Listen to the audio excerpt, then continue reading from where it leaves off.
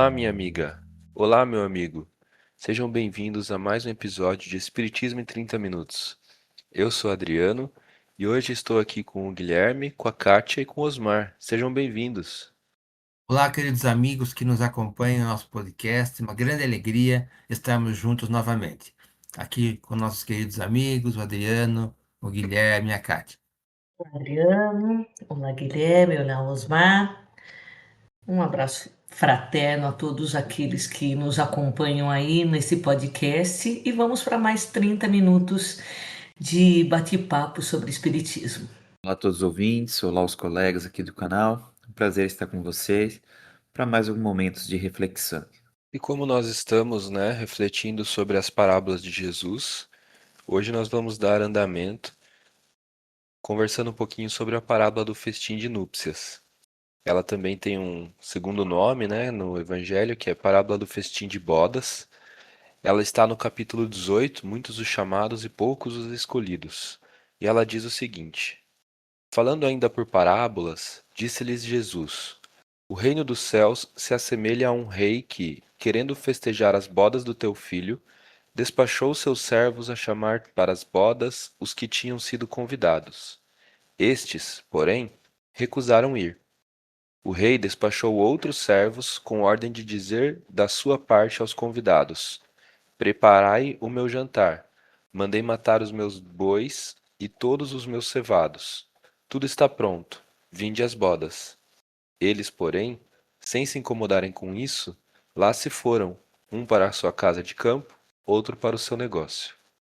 Os outros pegaram dos servos e os mataram, depois de lhes haverem feito muitos ultrajes. Sabendo disso, o rei se tomou de cólera e, mandando para ele seus exércitos, exterminou os assassinos e lhes queimou a cidade. Então disse a seus servos: o festim das bodas está inteiramente preparado, mas os que para ele foram chamados não eram dignos dele. Ide, pois, às encruzilhadas, e chamai para as bodas todos quantos encontrardes. Os servos, então, saíram pelas ruas e trouxeram todos os que iam encontrando, bons e maus. A sala das bodas se encheu de pessoas que se puseram à mesa. Entrou em seguida o rei para ver os que estavam à mesa. E dando com um homem que não vestia a túnica nupcial, disse-lhe: meu amigo, como entrastes aqui sem a túnica nupcial? O homem guardou silêncio. Então disse o rei à sua gente: atai-lhe as mãos e os pés e lançai-os nas trevas exteriores. Aí é que haverá prantos e ranger de dentes, porquanto muitos há chamados, mas poucos escolhidos. São Mateus. E aí, gostaria de começar perguntando para vocês, é, o que representa essa parábola, o que a gente consegue extrair de lições dessa parábola? Eu lembro sempre da fala de Emmanuel, que nos diz que Jesus é a porta, Kardec é a chave.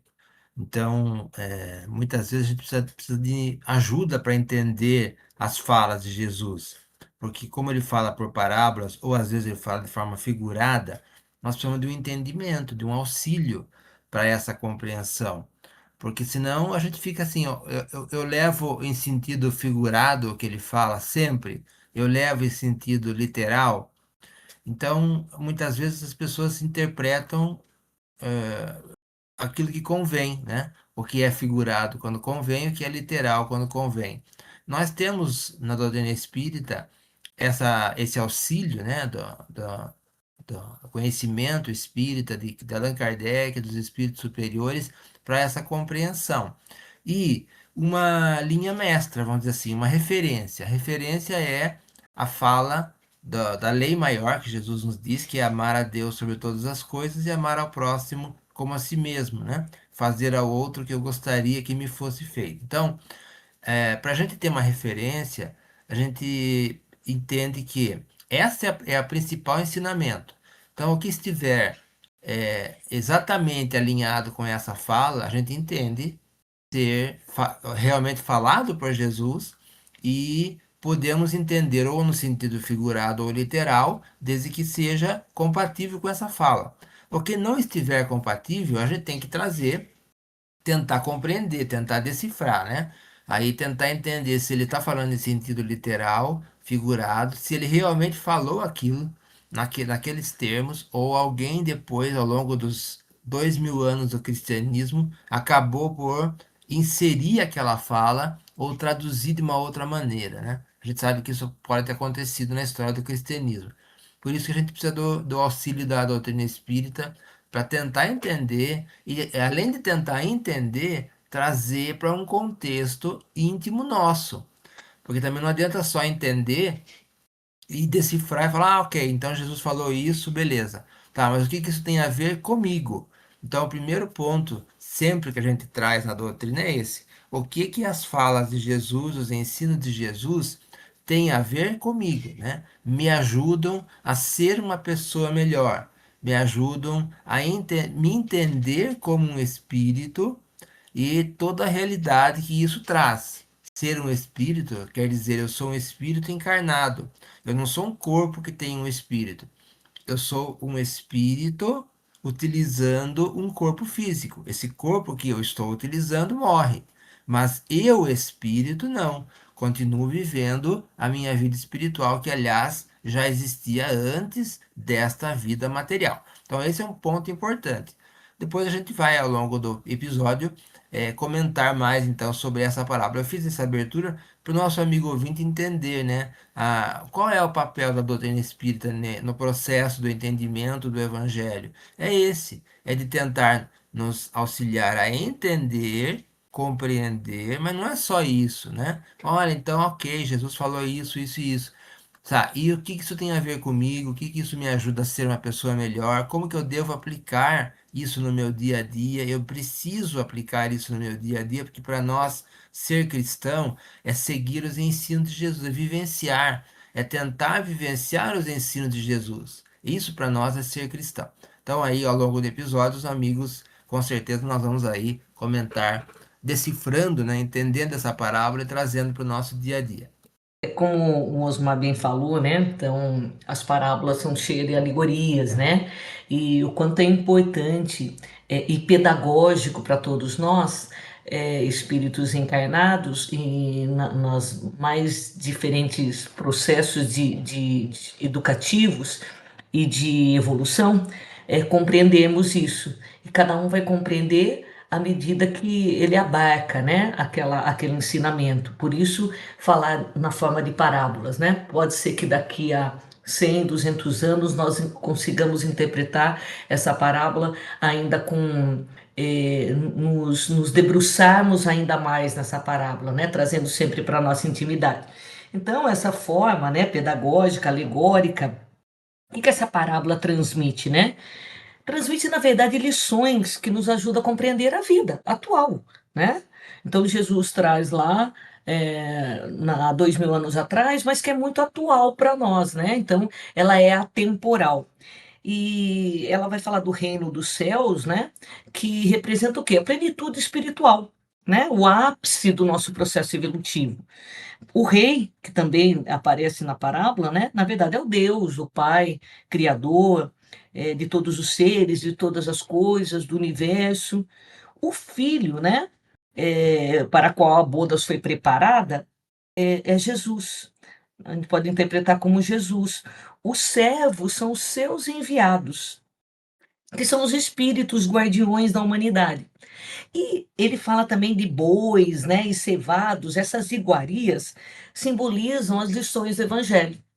Aí, quando a gente traz toda essa alegoria, de uma forma mais profunda, né, não só como palavras soltas e uma historinha, né, nós conseguimos, trazer para a atualidade, né. Então, eh, compreendendo tudo isso, a gente vê assim, Deus manda, o filho numa festa, né, então ele comenta sobre o seu filho Jesus, numa bodas. Bodas é uma festa, e essa festa, né, o que que isso quer demonstrar para nós, né. Eh, quando nós vamos a um casamento, né, o que o que isso representa para nós? Alegria, compartilhar com outras pessoas, né? Um momento de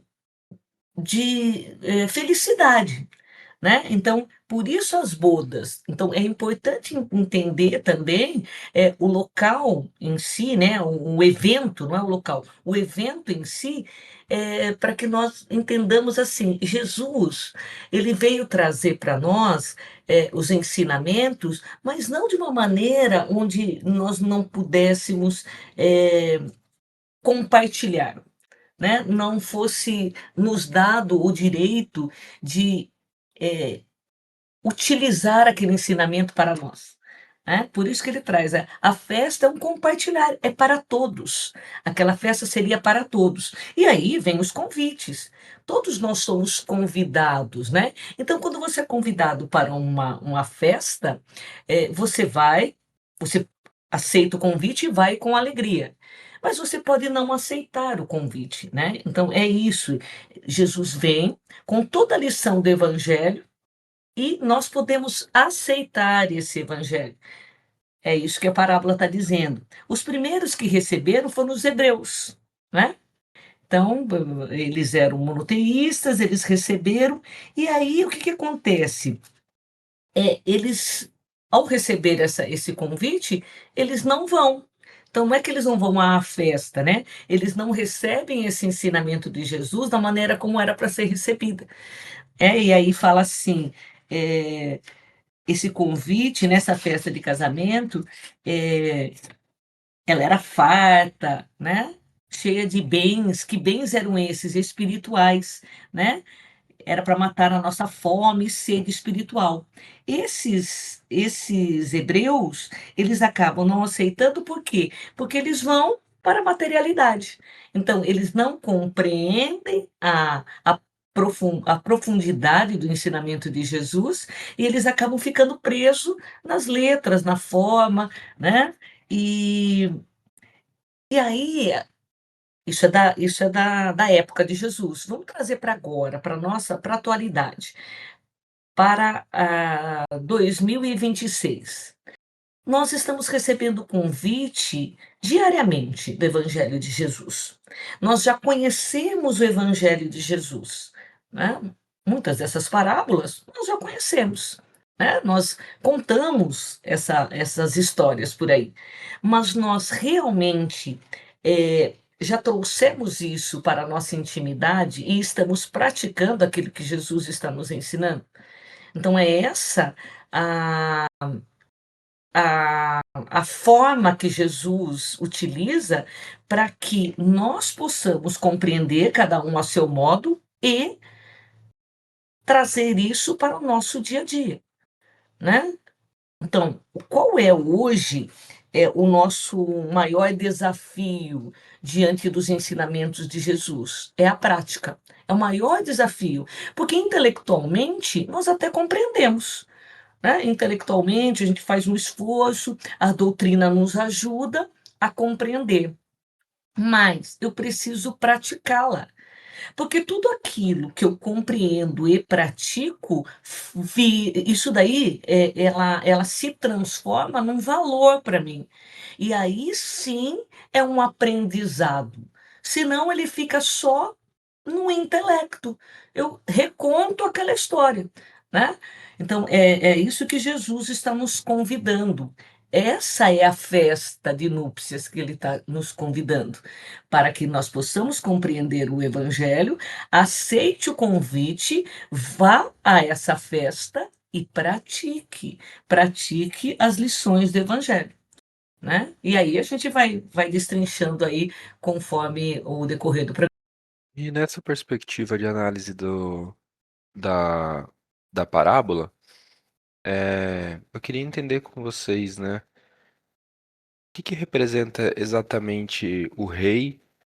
O que simboliza esses convidados que foram depois ao banquete, né? Quando ele abre todos os convites e ele acaba expulsando alguns, né? Por conta das vestimentas, desse preparo, né? Que vocês comentaram. Como que a gente consegue transportar isso para nossa vida? Como a Kátia lembrou, esse rei pode ser representado por Deus, né? Que convida a todos e que depois que os primeiros convidados não aceitam, que são os judeus, ele abre para todos os outros, que são toda a humanidade. Então, naturalmente que Jesus, que o Deus de Jesus abrem o convite do evangelho para todos nós. Mas não basta, como diz a parábola, o Adriano lembrou aqui, né? Não basta simplesmente aceitar o convite, é preciso ter uma habilitação para entrar nessa festa, ou seja, para conquistar o reino de Deus. Essa habilitação é a túnica nupcial. O que é a túnica nupcial? É a condição moral, é a condição moral elevada de acesso ao reino de Deus, que na verdade está dentro de nós, né? Não é exterior, não é um lugar circunscrito e único no mundo espiritual, como se fosse uma vida eterna. Nós entendemos que a vida, ela continua na vida espiritual após a morte, para todos nós. Ela continua, conforme Jesus diz, a cada um segundo suas obras. Então, não há um lugar único, específico, para toda a humanidade, daqueles que estão salvos apenas.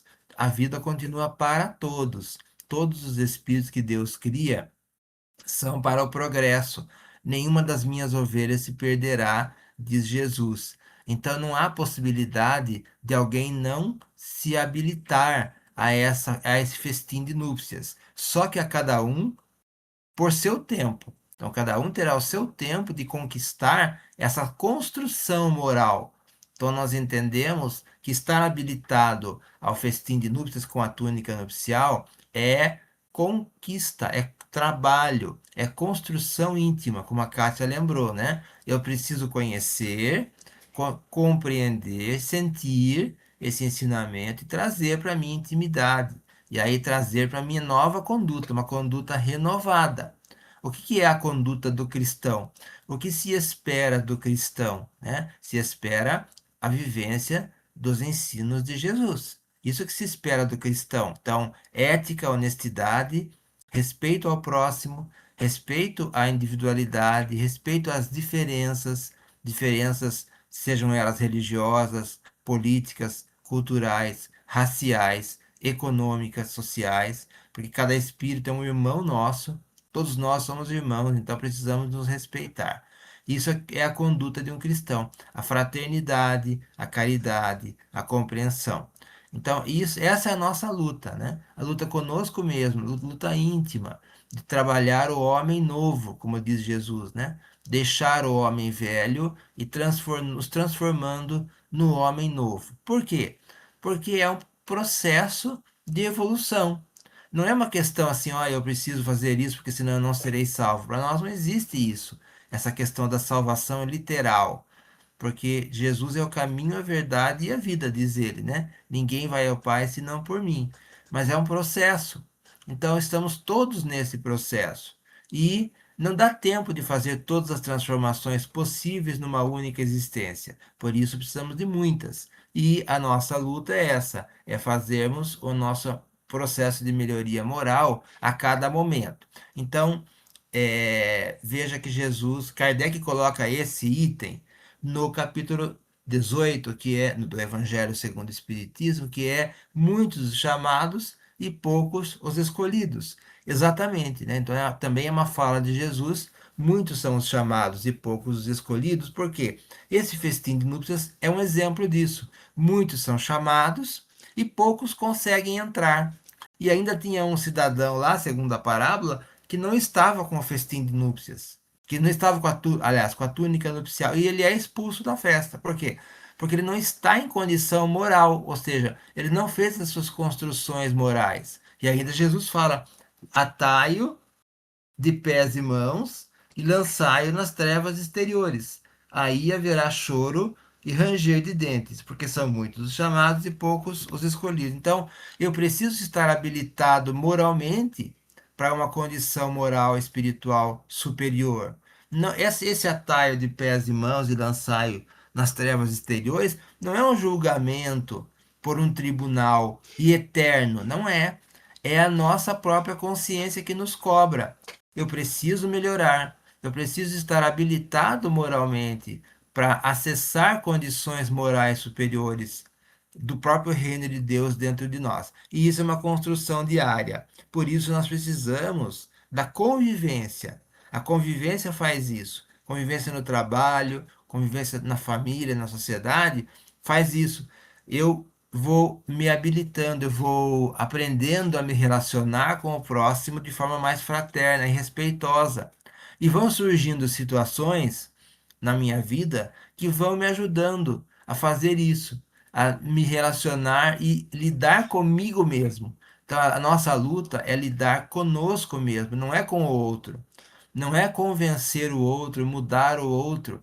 É, eu preciso me modificar, me transformar, me ajustar, me adaptar. É como um brilhante, né? Um diamante que a gente vai lapidando aos poucos para que o brilho dele seja maior. Então, esse é um trabalho íntimo de lapidação da nossa individualidade, da nossa intimidade espiritual. E isso se dá através do contato com o outro, do relacionamento. Eu vou então aprendendo, me conhecendo nesse contato e me trabalhando para ser uma pessoa melhor, um espírito melhor, útil à sociedade, útil à família e nessa condição que nós comentamos, né, de honestidade, de respeito, de ética e de fraternidade, de tolerância, de paciência, de caridade. Eu acho muito interessante também esse ponto de que quando a gente coloca, né, essa parábola no nosso cotidiano, no nosso dia a dia, né, a gente pode ver também as oportunidades, né, que nós perdemos, porque nós podemos colocar essa parábola aí num contexto, vamos dizer, macro, né, com relação ao que a gente já conversou, e também num parâmetro micro, né, no nosso cotidiano, onde nós podemos ser todos esses personagens, né, sejam aqueles que rejeitam o convite, sejam aquele que vai até a festa, e seja aqueles que acabam não tendo a veste, né? Porque a gente pode achar que nós estamos nesse patamar de sermos apenas ou exclusivamente um dos personagens, né? Mas a gente pode, no nosso cotidiano, ser todos eles. Aproveitar as oportunidades, como o Osmar falou, de auxiliar o próximo, esse é um convite, né, que Deus nos faz. Ou então de estarmos indo na casa espírita, ou tantos outros convites que Deus nos oportuna, né? Porém, nós temos até, vamos dizer assim, aquela roupa guardada no nosso armário, né? Mas muitas vezes nós esquecemos de tirá-la, nós esquecemos de colocá-la. E aí vem, como Osmar falou, o arrependimento, né? Então é bom sempre a gente sair de casa com a nossa túnica. É sempre bom a gente sair de casa vestido para esses convites, né? E o Espiritismo nos traz essa veste, né? Não pelo fato de nós conhecermos exclusivamente quais serão, né, as consequências se nós não utilizarmos essa vestimenta, né? Eu acho que uma coisa indo além do final da parábola, né, é a gente pensar também como é esse festim, né? Porque quando a gente vai numa festa, a gente vai para se divertir, né? A gente vai para estar feliz, a gente vai para ter de certa forma, assim, um prazer, né? E em outros momentos a gente pode estar indo lá na festa e não aproveitar nada. Então eu acho que a gente tem que estar entrando nessa festa também com esse pensamento de que a gente vai aproveitar, né? Não exclusivamente porque a gente recebeu o convite, porque a gente foi aceito, mas porque eu vou aproveitar essa festa, essas bodas, né? E para que a gente possa aproveitar, a gente tem que fazer isso com o coração aberto, né? Com o coração ah, receptivo a todos esses convites que Deus nos dá, né? Não com receio de talvez ser jogado, né, nas trevas,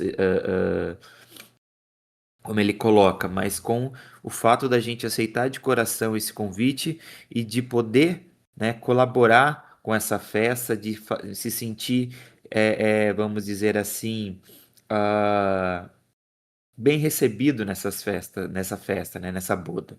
Então eu acho que esse que é o principal ponto da gente pensar no nosso cotidiano, é de fazer o bem, não buscando recompensa, não buscando propriamente, né, a entrar né, na festa, mas de até mesmo aproveitar essa festa, né, de estarmos ali felizes com o que nós fizemos, bem com as nossas atitudes, as nossas tomadas de decisão. Kardec comenta também nesse item que os judeus, embora repelindo a idolatria, haviam negligenciado a lei moral para se dedicar à prática mais fácil do culto exterior. Então, o que acontece com os judeus acontece conosco também, né? Que a humanidade é a mesma e a história vai se repetindo, até porque estamos todos reencarnando. Então, o que acontece na época dos judeus é a preocupação com o culto exterior, é a frequência à religião, ao templo religioso, o cumprimento das obrigações religiosas e nada mais do que isso. Então isso acontece muito conosco, né? Nós vamos a um templo religioso, fazemos a nossa obrigação religiosa, cumprimos aí as rituais, as obrigações, e não trazemos esse ensinamento ou essa convivência para a nossa mudança íntima. Então, o Espiritismo nos convida a uma mudança íntima. Ele não tem obrigações religiosas, ele não tem rituais, ele não tem proibições, ele tem o convite pela razão, pelo intelecto e pelo sentimento a que você traga o ensino de Jesus para a intimidade. Não necessariamente ficando nas práticas exteriores, simbólicas, ritualísticas, igrejísticas, que nós respeitamos em todas as pessoas, mas que não traz para intimidade. Então eu cumpro uma obrigação religiosa semanal, eu vou no meu templo religioso, cumpro as obrigações, mas eu continuo criticando meu próximo, eu continuo sendo muito rígido, continuo sendo rigoroso, mal educado, grosso, continuo sendo às vezes hipócrita, às vezes desonesto, às vezes violento, agressivo. Eu não mudo a minha conduta. Eu julgo o próximo e não me analiso, como diz Jesus, né? A gente enxerga um cisco no olho do outro e não enxerga uma trave no nosso próprio olho. Ou seja, eu olho para o próximo e não olho para mim. Então, a prática espírita, ser espírita, é o contrário disso. Não há necessidade do cumprimento de obrigações religiosas, e sim o convite, aceitamos o convite de refletirmos na nossa intimidade o que estamos fazendo, como estamos sendo, qual está sendo a nossa conduta como cristão. O cristão precisa ser reconhecido por suas obras. E qual é a obra que nós estamos deixando? Quando alguém se lembra de nós, o que vem à mente daquela pessoa? De nós. Como é que é a nossa conduta perante o nosso semelhante?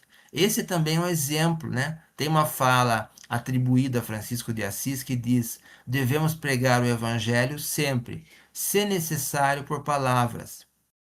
Ou seja, pregar o evangelho pela conduta, se necessário por palavras. Nós estamos fazendo isso? A nossa conduta reflete o cristianismo que nós seguimos? Ou não?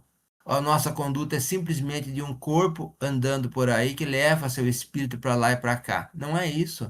Nós somos um espírito, nós conduzimos a matéria, nós precisamos ser espíritos melhores, até para respeitar essa religião que nós dizemos seguir, que é o cristianismo. Respeitar o mestre que nós seguimos, que é Jesus. Sermos compatíveis a nossa conduta com o que ele nos ensina. E nessa linha tem uma outra frase que eu gosto bastante, né? Que é a palavra convence e o exemplo arrasta, né? Então, acho que é exatamente esse o ponto, a gente conseguir tirar apenas do entendimento o que Jesus deixou de ensinamento para gente, mas levar para as nossas ações e para o nosso dia a dia. E acho que a reflexão que fica para todos nós, né? Se hoje fosse esse festim, se nós estaríamos prontos para desfrutar da festa, né? Bom, foram ótimas reflexões hoje. Gostaria de agradecer a vocês três pelas palavras e também pelos ensinamentos e deixar para os nossos amigos ouvintes algumas bibliografias, em especial o Evangelho segundo o Espiritismo, né, que é o livro onde está essa parábola também, com a análise de Kardec e outros comentários depois. Vocês têm mais alguma bibliografia que gostariam de deixar? temos o livro Parábolas e Ensinos de Jesus de Caibar Schutel, que também é muito interessante. E o Parábolas de Jesus, Parábolas que Jesus contou e valem para sempre, de Terezinha Oliveira. Excelente. Bom, ótima semana para todos, bons estudos e nos vemos no próximo episódio.